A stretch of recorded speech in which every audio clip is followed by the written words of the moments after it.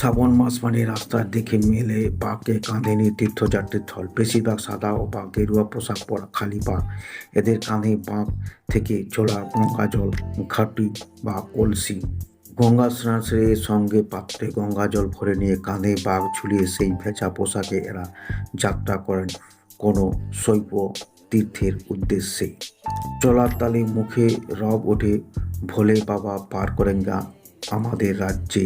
শ্রাবণ মাসে তারকেশ্বর গিয়ে শিবের মাথায় জল ঢালেন বহু মানুষ।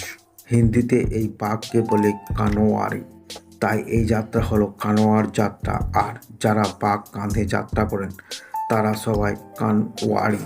এইভাবে বাঁকে করে জল নিয়ে গিয়ে সেই জল শিবলিঙ্গে নিবেদন করলে মহাদেব তুষ্ট হয়ে তার মনের সব ইচ্ছা পূরণ করে বলে প্রচলিত বিশ্বাস। পুরাণ অনুসারে কানওয়ার যাত্রায় শিবের শঙ্করের তুষ্ট করার সব থেকে সহজ উপায়।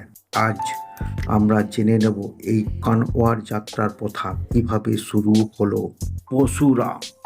অনেকের মতে প্রথম কানওয়ারি হলেন বিষ্ণুর অন্যতম অবতার পরশুরাম।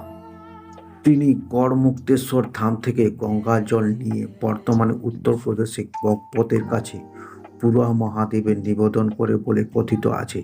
সেই সময় শ্রাবণ মাসে চলছিল। আজও গড়মুক্তেশ্বর থেকে গঙ্গা জল নিয়ে পুরা মহাদেব জল ঢালতে আসেন লক্ষ লক্ষ মানুষ। রাম। আনন্দ রামের বলা আছে যে শ্রী রামচন্দ্র ছিলেন একজন কনওয়ারি।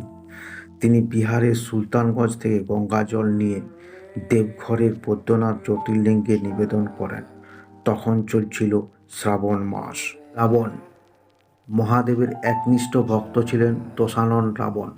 অনেক প্রাচীন পুঁথি তাকে প্রথম কনওয়ারি বলা হয়েছে। সমুদ্র মন্থনের পর ওঠা ভয়ঙ্কর বিষ হলাহল পান করে মহাদেব বিষের জ্বালায় ছটফট করছিল। তার শরীর নীল হয়ে যায়। সেই সময় ওই বিষের অশুভ শক্তি তাকে ঘিরে ধরে। মহাদেবের এই অবস্থা থেকে উদ্ধার করতে এগিয়ে আসেন তার প্রণব ভক্ত রাবণ। তিনি বাঁকে করে গঙ্গা জল নিয়ে গিয়ে পুরা মহাদেবের নিবেদন করেন। এরপর সেখানেই ধ্যানে বসেন রাবণ। এর ফলে বিষের জ্বালা থেকে মুক্তি পান মহাদেব।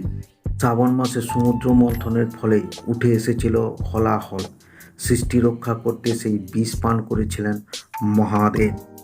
তাকে বিষের জ্বালা থেকে মুক্তি। কোনো প্রাচীন গ্রন্থের অনুসারে সেই সময় সব দেবতার বাঁকে করে গঙ্গা জল নিয়ে তার শরীরে ঢেলেছিলেন।